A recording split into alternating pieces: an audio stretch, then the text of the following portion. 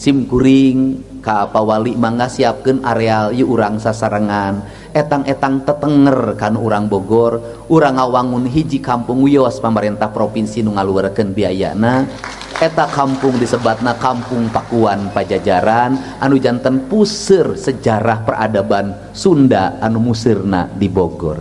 Mudah-mudahan kapayuna tiasa aya tugu kujang anu jangkungna minimal sami sareng Monas lah gitu. Ieu teh kan penting sabab Monas teh Jakarta makan pendudukna ge saeutik di bawah 10 juta. Pan urang mah hampir 54 juta ieu teh. Naon nu aya di Jawa Barat pasti mangaruhan Indonesia. Urang Jawa Barat sehat, urang Indonesia sehat.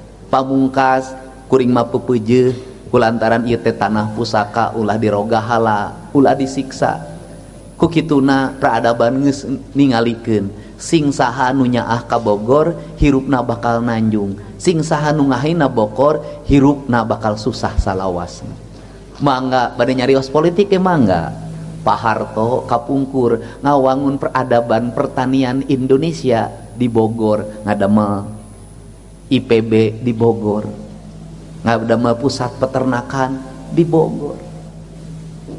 Teras Pak SBY tiasa 2 periode mimpin panlinggihna ge di Bogor.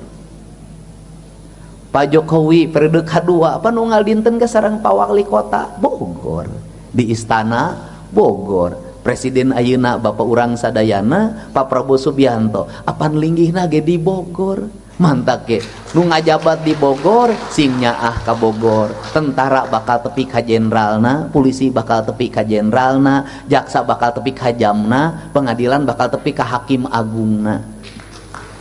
Geningan Pak Wali ge tiasa janten wamen dalam menjadi wali kota, sane wali kota Bogor mah janten wamen. Kukituna mudah-mudahan kunaon simkuring ngawitan mingpin, ngawitan ngabenahan Bogor, sabab dinu emutan kuring lamun Bogor kaurus, Jawa Barat katata. Sederhana. Tinggal kawanina sok sing leber wawanen Pak Wali. Simkuring geus ngajak ke Bupati Bogor, yuk plang-plang nu ditancep-tancepkeun 3 bulan ka tukang ulah ukur plangna hungkul. Kudu jeung tindakanana. Gunung nu ngaruksak gunung urang rungkadkeun. Nu ngaruksak sagara urang rungkadkeun. Teu kudu sieun sabab urang naon nanjeurkeun adeg-adeg di lembur urang sorangan. Saha nu cicing di dieu kudu ngahargaan hukum nu aya di dieu. Teu meunang nulak cangkeng di tanah Bogor bising kawalat sia ku Raja Pajajaran sia.